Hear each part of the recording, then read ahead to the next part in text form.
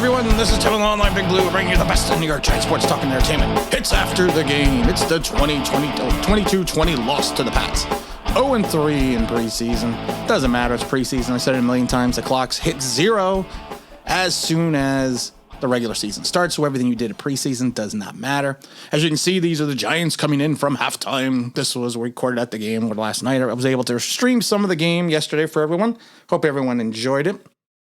And we're gonna do an early 53-man roster prediction this morning, and we're gonna talk a little bit about the game. Daniel Jones, I said it yesterday. It was a Daniel Jones game. He did some good things, he did some bad things, and he turned the ball over. And to the idiots out there who are like, "You're a Daniel Jones hater. You're so negative," go pet your puppy in your safe space and leave the big boys talk about sports.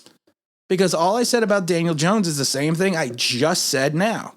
He did some good things, he did some bad things, and he did some Daniel Jones things. That's all he did. He locked on to his primary receivers a couple times. He missed some wide open guys downfield. But again, that comes with practice. That comes with game reps. And I love the Joe Judge. I love what Joe Judge said after the game. I wish we would have got him some reps, or wish we got him into the game against the Browns. Joe, you're the coach. You're allowed to play him anytime you want. Just throwing that out there. Are you a big man? Huh? I'm talking to you. What? You wake up in the morning, you say, I put on my big boy pants. Look, I'm wearing a belt. I got big boy pants on. So to all the online Big Blue haters, get your big boy pants on, all right? I'm tired of you. I'm sick of you. Because you want to know what? You don't know football. You don't know anything about football. And that shows by your stupidity in your comments. Let's get into the roster. Let's get into the game real quick, though. Don't do the 53-man roster predictions. I mean, the offensive line needs to be fixed. Solder, and Thomas, and Matt did not look good. I gave a big shout out yesterday to Matt's family, who was in the stands behind us, and to Elijah Penny, whose family was behind us as well. Wonderful people. Got a chance to talk to him. It's just not going to cut it. You can't have Daniel Jones running for his life. He's got enough problems, and he's got enough things to work on. So, I mean, and you can't add him being worried about the rush. If we take a look at, again, the outside edge position, we still can't contain the edge. That's going to be troublesome. That's going to be worrisome going into the season, because it's not going to be too difficult to figure out that teams are just going to go off tackle left, off tackle right, because our ends can't control the edge. Maybe we'll get it fixed. And like I said, I'm not going to get overly upset about this because it's preseason. You don't have your full packages in. You don't have your full nuances in. It's just preseason. Evan Ingram has a calf injury. Darius Slayton's got an ankle and a foot. Joe Judge does not seem to be concerned about either one at the moment. But like I said, it's preseason. We're going to make some changes. We're going to make some changes to this roster. Easy enough, because of the fact that, once the 53-man cut comes down, it's just going to be, like I said, and I've said it before, if you're guy number 50, 51, 52, and 53 on the roster, don't unpack your bags. Because there's an opportunity you're going to be replaced. It's just the way it always is. And I've seen it firsthand. Who are the Giants? What are my predictions? Well, let's do a couple of quick ones here. Quarterbacks. It's going to be Glennon, and it's going to be Daniel Jones, of course. Lewerke's probably going to go on the practice squad. He didn't even play. B.J. Hill did not play at all yesterday. That kind of convinces me that B.J. Hill's not going to be on this team. Him and Lewerke were the only two healthy scratches. If we're going for the running backs, of course, we're going to go Barkley, Booker. I think Brightwell has solidified his spot on the team because of more of his draft status than anything else. I think Elijah Penny is going to make the team, and I think Corey Clement is going to be the odd man out. I'm not filled with love and excitement with these backs. One thing I worry about with the Barkley issue, with Barkley and all the other guys, is the fact is we need a consistent running game. The problem with Barkley has been, especially in the last year and a half or after his rookie season, he's a home run guy. He's not a 4-yard guy. We need a consistent 4-yard guy that can move the pile. The thing about Barry Sanders, and I'm not comparing Barkley to Barry Sanders, but Barry Sanders, he lost more yards in his career than some people even gained, because he wasn't that guy that would get you the 4 or 5 yards every play. You know, he wasn't that tough runner between the tackles. And Barkley's in some ways the same way. So we have to find that grinder. We need the Brandon Jacobs. We need the Amon Bradshaw. We need something like that. If we take a look at the receiving core, I think that's going to be where something is really interesting. I think you're going to be looking over. Of course, you're going to have Kenny. You're going to have Sterling. You're going to have Darius. You're going to have Tony. I still think that Ross is going to make the team as a punt returner. It depends on if you go with 6 or 7. If you go with 6, it's probably going to be Dante Pettis. I think Damon Willis should make this team. I think Matt Cole should make this team as well, because they can do more things on special teams. I think David Sills, Austin Mack, probably Alex Bachman some of those guys are going to go to the practice squad. But Damon Willis actually showed me a couple things the last 2 games, so I think that would be interesting. But I think that's where we're going to go on that. Tight ends, it's easy. It's going to be Ingram, Rudolph, and Smith. I don't know if Rudolph's going to play. I got a bunch of pictures of him on the sideline. I'm going to put some of the pictures up as the show goes on here. I don't know if he's going to play in week 1, but Caden looked good. Evan. Should have had a touchdown.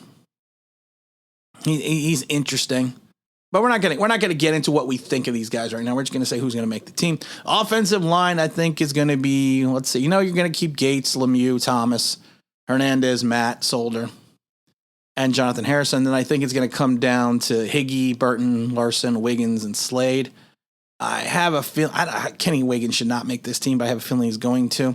And I think it's going to be a battle between Slade and Larson.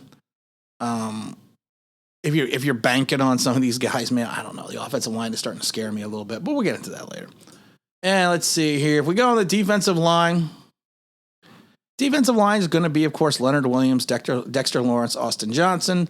Danny Shelton's definitely going to make it. And then I think you're probably going to see someone like David Moa, and maybe, like I said, I would have said BJ Hill, but him not playing, him being the only healthy scratch outside of Lewerke, that's kind of telling. So if BJ Hill doesn't make it, you're probably going to have someone like Raymond Johnson coming in. Excuse me. Linebackers. Now, linebackers are going to be, I think you're going to have Blake, of course, Lorenzo Carter. I think you got Tate Crowder. I think, of course, Ojulari, Reggie Ragland, Carter Coughlin. And then I think it's going to be an interesting mix between people like Cam Brown, Nico, and Trent Harris. Smith, I think, is going to go on the pup. I think, to me, Trent Harris has to make this team. He's played his way onto this team, and I think he's outplayed the kid from Minnesota, who's done nothing. To me, Trent Harris has to make the team. So I would probably go, like I said, Blake, Carter, O'Shane, Tate Crowder, Ojulari, Reggie Ragland, Carter Coughlin, and then I'd probably go Cam Brown and Trent Harris. We can mercifully cut Devontae Downs.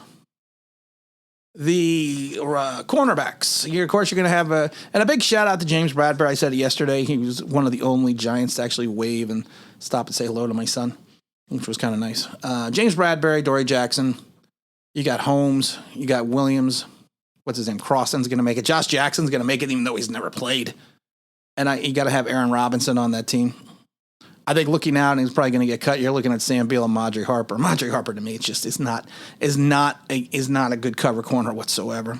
He's got to go away. He's my new Isaac Yiadom, but he's just got to go away. And then if we take a look at the safeties, are the easy ones. It's going to be Peppers, McKinney, Logan Ryan, Julian Love. I think Chris Johnson, of course, is going to probably go somewhere.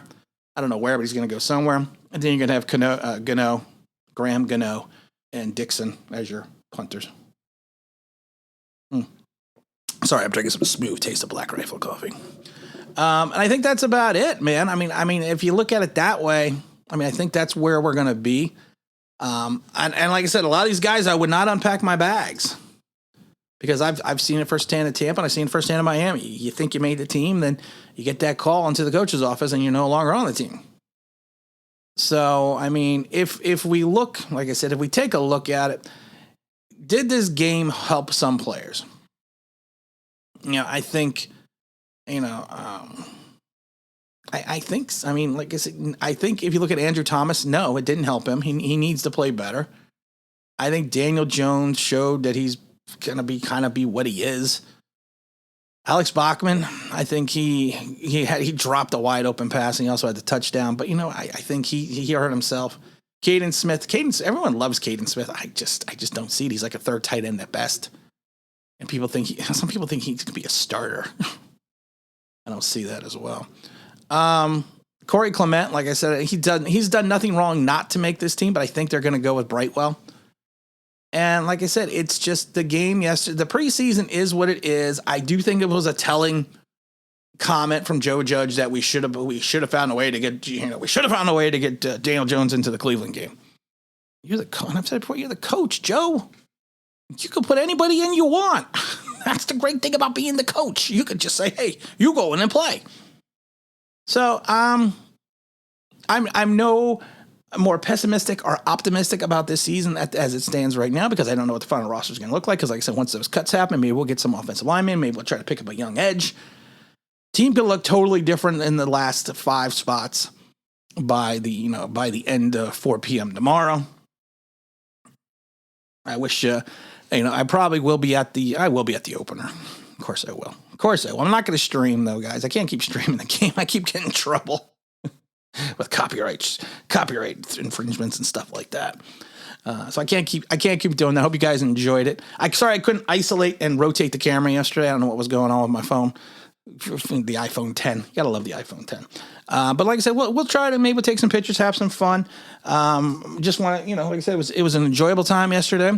I'm glad I was able to stream for you guys. And again, this is Tim Online Big Blue, bringing you the best of New York Giant sports talk and entertainment. And as always, if you could maybe subscribe, ring the bell here, that means that